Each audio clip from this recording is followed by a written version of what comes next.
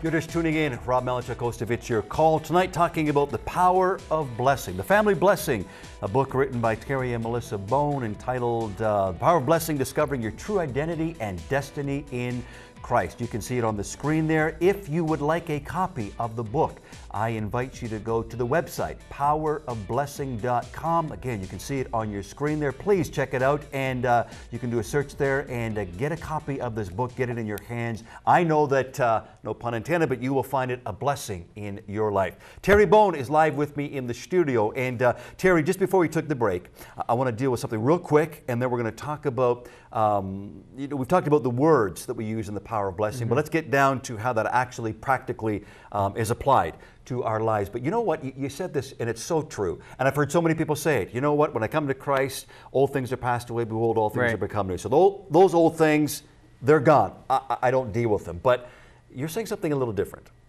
What are you actually saying? Well, yeah, and especially the Philippians 3 passage of forget what lies behind. So I like to say it this way. We can forget what lies behind, but we can't ignore what lies beneath. What lies behind is the event. What lies beneath is the damage. That's a present thing. We carry that with us. So we mistake this idea by denying the past or eradicating it from our memories. Doesn't heal the hurt and doesn't remove the lie. We need to go back and have a look at it and say, that's what happened. Because we're carrying the lie and the wounds with us. So what I'm saying is a brief look back, erase and replace with God's blessing to remove our past from our future. That's the key. Blessing will remove your past from your future. Okay. Blessing will remove your past from your future. Because we're carrying with us some lies, some untruths, some wounds.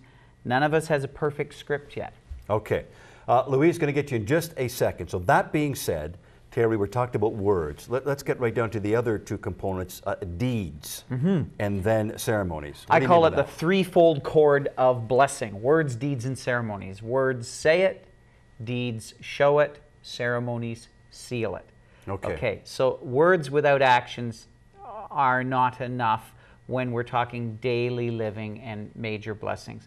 Actions without words aren't enough.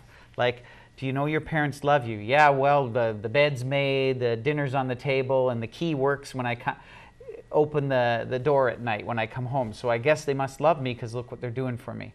But that's such an incomplete blessing. You know, that needs the words where we look at them and say, you know, like I say to my son, Mark, I just want you to know there isn't 1 minute that you've been alive that I haven't been thankful that God brought you into our home. You speak that into a child's life, and they begin to believe the truth about themselves. And then when others criticize them, that lie doesn't find a place in their heart. Okay, I see. Yeah. Wow.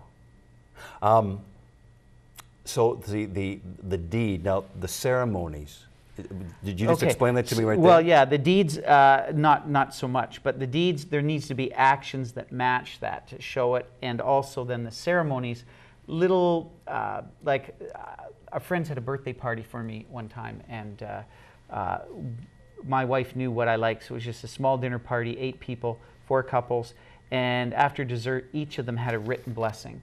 And in there's 5 elements of a blessing, how to do it. We explain all that in the book.